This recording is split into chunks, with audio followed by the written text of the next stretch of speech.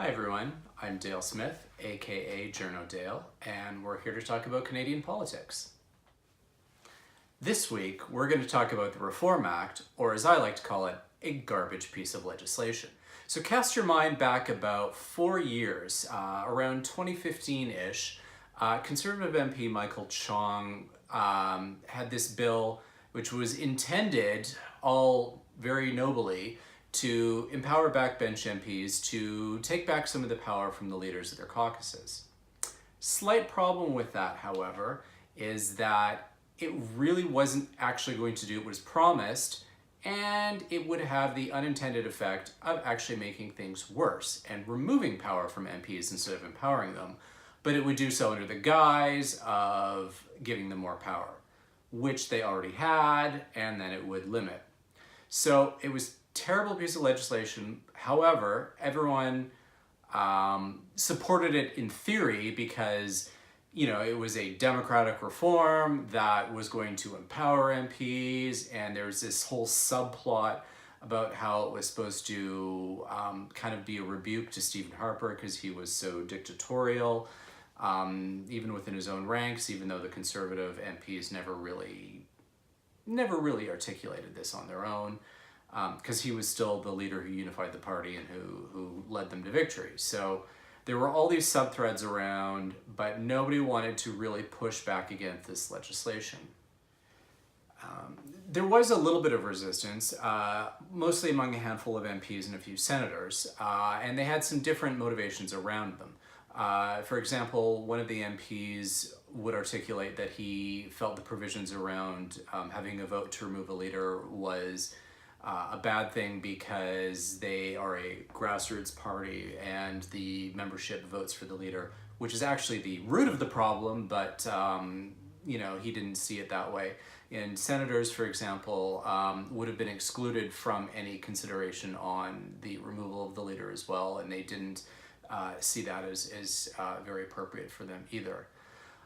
Nevertheless, what happened in the course of this bill was that it got neutered quite a fair amount in committee in order to make it palatable for the various parties to support it. And as a result of that, this kind of watered down version ended up being passed in the end, which of course nobody wanted to vote against because that would be like voting against motherhood and apple pie. So why does that matter now?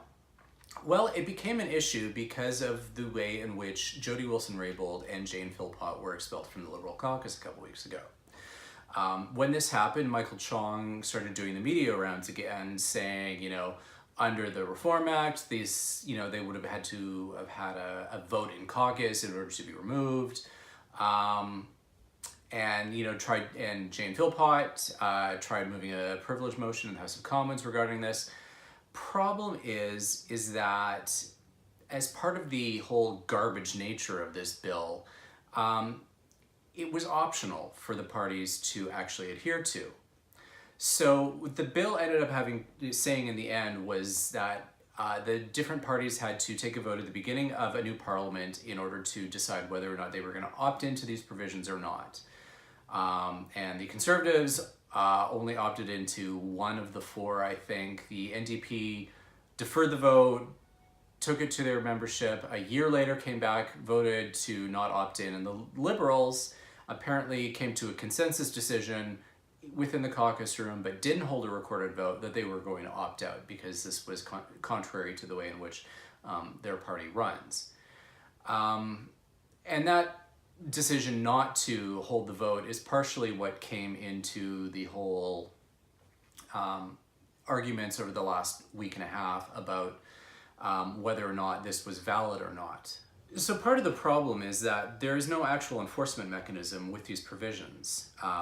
It's something that is not justiciable because it falls within the parliamentary privileges.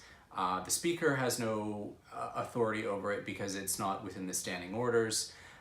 It was mostly there as a feel-good measure. So none of the parties actually wanted there to be any kind of wait to hold their feet to the fire, because it was only about sounding like they wanted to do something about democratic reform or parliamentary reform without actually meaningfully doing anything about it.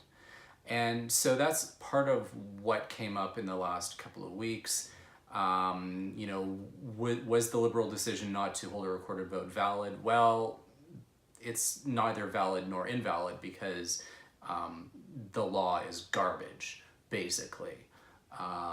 And people just need to, you know, remember that. And this, I think, is probably the larger lesson in all of this, is MPs need to stop coming up and voting with these bills that are symbolic alone and not actually, you know, addressing the problem that they're hoping to, and then just passing this you know, meaningless legislation because it feels good.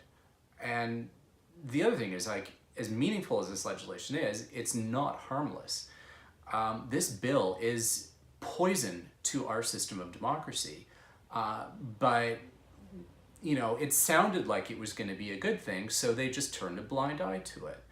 And that's something that, you know, we really need to get our MPs to start focusing more on. It's an education process, and we are not ensuring that they have that education when they get elected, or even before they get elected, so that they know what they're getting into and what kinds of things are part of their job once they're elected. So I'm hoping that out of this whole morass in the last couple of weeks, that there's a bit of an object lesson that MPs need to treat some of this stuff more seriously, that they shouldn't pass garbage bills because it makes them feel good, and that, you know, people will actually listen when some of us warn them that this is going to be a problem. But nobody wanted to, and here we are. So hopefully we'll learn. And that's all for this week. Join us again next week for some more Canadian politics. I'm Journo Dale. That's at Journo_Dale on the Twitter machine. And don't forget to like, share, and subscribe. Thanks, everyone.